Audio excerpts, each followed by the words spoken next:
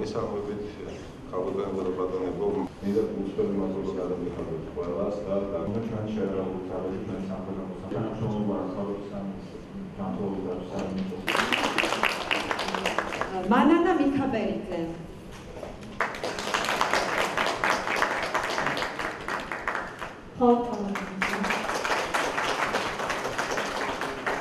და ნინო დეტუნაშვილი. გაცო ონიანი.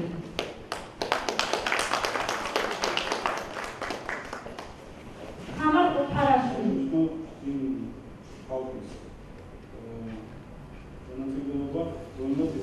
ის ერთობლივი სწავლება და სპეციალისტების გადამზადება ძალიან მნიშვნელოვანი არის სხვადასხვა უწყებების თანამშრომლობის მხრივ, კოორდინირებული თანამშრომლობის მხრივ სწავლებაში და გადამზადებაში მონაწილეობა მიიღეს როგორც სამხედრო ექიმებმა, ასევე სასწრაფო დახმარების ექიმებმა და ასევე სოფლის ექიმებმა. მნიშვნელოვანი არის სწორედ მათი კოორდინირებული მოქმედებები სავარაუდო, ასე ვთქვათ, საფრთხეების წარმოშობის დროს.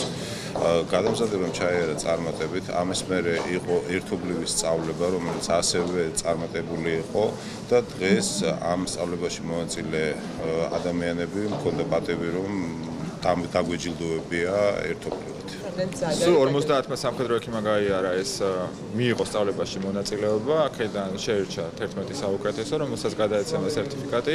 ყველაზე მნიშვნელოვანი არის ის, რომ ამ სწავლების შედეგად ხდება მთელი რიგი სახელმწიფო უწყებების კოორდინირებული მუშაობა. შინაგან საქმეთა სამინისტროსი, თავდაცვის სამინისტროსი და რა თქმა უნდა ჯანდაცვის სამინისტროსი.